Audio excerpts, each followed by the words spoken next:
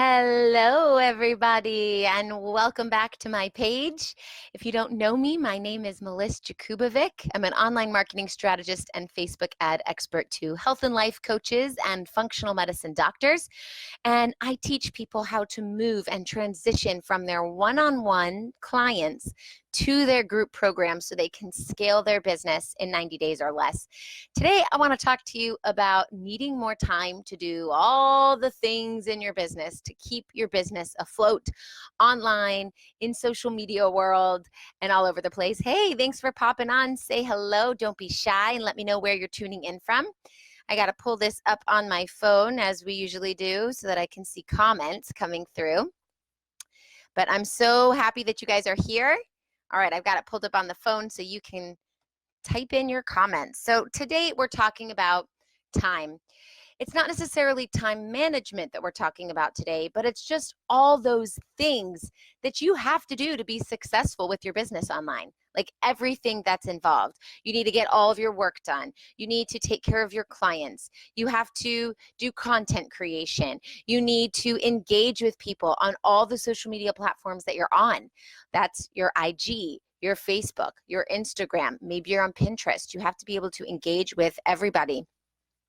You also have to literally be everywhere. You need to be on your Facebook personal page newsfeed. You need to be on your business page newsfeed. You need to be in your group newsfeed. You need to be in other people's groups newsfeed. It's a lot. You have to create a printable. You need to create your freebies, your ethical bribes. You need to create any programs that you have. You need to manage your social events. If you create any live events or group programs or workshops or masterminds, you need to be able to manage all of that. And you need to be able to schedule everything so that you can go into your calendar and say, this is what I'm doing here, here, here, and here, instead of being frantic and not really sure what you need to do next. And you have to look beautiful while doing it. You need to look like you know what the hell you're doing, right? So that's a lot of pressure, especially if you don't know what you're doing. And it takes a while to get the hang of it, to build the systems that will be repeatable and that will take the ease off. But what I wanted to come in here today to tell you is that if you need more time to do all of these things to keep your business afloat, what you really need to be focusing on is how to build the systems in your business that will create a foundation for you to be able to build on and reuse so that you no longer have to feel frantic like you can't do everything and you can't be everywhere doing all the things. I talk about this a lot on my podcast, marketingtipswithmeliss.com. And if you're tuning in to this from the podcast, you may hear a few words go in and out because it's originally a Facebook Live, and that's what Facebook does. But basically, what I want to break down for you today is the planning that you need in the front stages before you can become this successful business owner and do all of these things. So the first thing is that you need to be able to set up automations and business systems. Look at your business. Think about if you were to put down your phone and shut your laptop and go take a nap for a full day, like I got to do yesterday, or you go out of town for 5 or 6 days. What in your business would fail? What in your business would stop moving? Now, if you are a one-woman business, the answer will be everything, most likely, unless you have these systems set up. If you have a team, the answer is going to lie in where you are holding up the process from moving forward in between each stage of each project management thing that's going on in your business that other people on your team can't handle without you. And what I want you to do is think about what these things are that you have created that cannot run effectively without you. And that is where you need to put your focus into creating a business system. If you guys have any questions, pop in the comments and say hello. Don't be shy. Give me some love. I see you here. So you need to set up automation. Those are things that you can do automatically. You set them up once. You front load the work. It's a lot of work. You set it up. And once it's set up, it runs on its own, whether it's your email automation or posting schedule automation. Maybe you're batching your content, doing content creation. Maybe it's your sales process. Maybe it's your funnel. Maybe it's getting people onto a webinar. There's a lot of different things you can do for automation and a lot of systems that you can build in your business so that things can work without you. So you're not a slave to your business. The other thing is you need to hire help. Now, if you've never hired help before, I understand why this can be scary, or you're not sure when's the right time to hire help. Here's the answer. This is what it comes down to. If you are stressed beyond belief in your business, or you feel like there are so many things that need to get done, and there's simply just not enough time in the day to do it. Even if you make time, you still don't have enough time to get it done. These are two key indicators that it's time to hire help.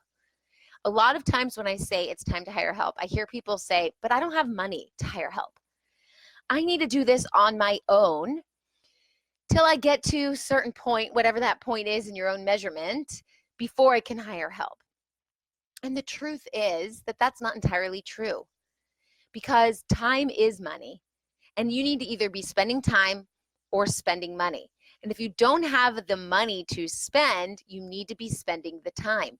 But if you don't have enough time, then you need to supplement it with money. And when you supplement it with money, as scary as it may be, what's going to happen is you're going to free up your time, and you're going to be able to use that time to focus on your content, to focus on your clients, to focus on whatever it is you need to focus on that you are not focusing on, which is preventing your business to grow. So it's a leap of faith. You have to take that leap of faith and hire some help. And once you get extra hands in your business, things move even more and more quickly. The third thing is that it takes time to build. So you don't start out with all these things. You don't start out being active 3 times a day on 4 different platforms. You don't start out with a Facebook group with hundreds of people in it or thousands of people in it. Start out with one thing, do it well, succeed at it, and then when you're ready to grow, add in the next thing. So if you see that someone is all over LinkedIn, all over Pinterest, all over Facebook, all over IG, they're engaging with tons of people, they get a lot of comments, they get a lot of likes and shares, they have their own Facebook group, they're posting in all these other groups that you're a part of, and you look at that and go, wow, how is she doing that? And how can I possibly get to that point? What you're doing is you're comparing yourself apples to oranges. They are not the same thing. You may be on step 2 or 3, and you're comparing yourself to someone who's on step 5, 6, 7, 8, 9, 10. So that's not an even comparison. And we shouldn't be comparing ourselves with other people, right? Even if they're in your industry, there is something that sets you apart. So you don't need to be doing the same things. In fact, if you do the same things, if it's working for one person, it may not work for you. Your audience may be different, your personality may be different, what you offer may be different. All of these things come into play here. So don't compare yourself to other people in or out of your industry. Instead, compare yourself to yourself.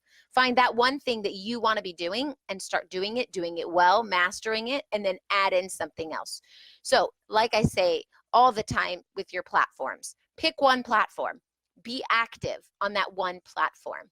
Don't be on every platform and be inactive on a bunch of them and have a watered down brand across several platforms. Pick one platform. There's millions of people in that one platform, so you still can get good business from one platform.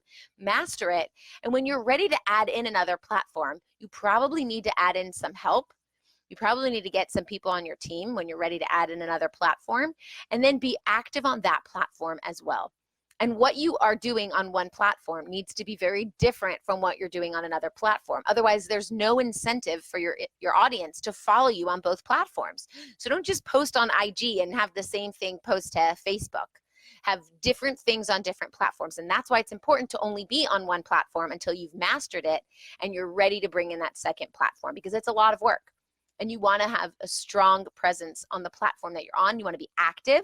You don't need to be everywhere, but if you are everywhere, you need to be active. So it's better to be active on one platform than inactive across many. Thanks for being on, guys. I see you here. Thank you for joining me.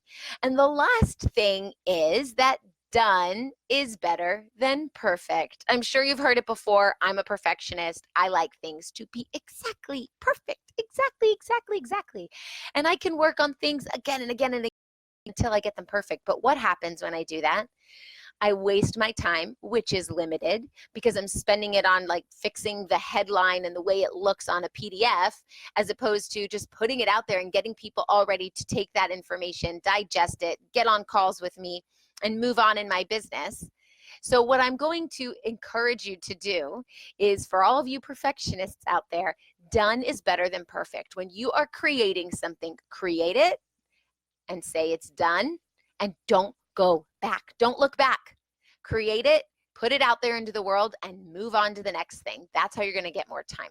So just to recap, the way we're going to get time, more time, and be everywhere and have this amazing business presence is planning. You got to plan everything out. You need to set up your automation and your business systems on the back end so that they're repeatable. And the way you do that, if you're coming on now, you can go listen to the beginning, but it has to do with figuring out what's missing from your business if you were to take a vacation from your business. Oh, now I see all these people popping on. It's so slow. So hey, Roberta. Hey, Felicia. Hey, Caroline. Hey, Paula. Hey, Jay. Hey, Brandy. Hey, Connie. Hey, Howie. Thanks for being here. The app is so slow. So now I see you. Thank you, guys. Number 3 is to hire help. You've got to do it. Good morning, Roberta. Nice to see you. You've got to hire the help. Even if it's scary, it will free up so much time. And in turn, you can then make more money.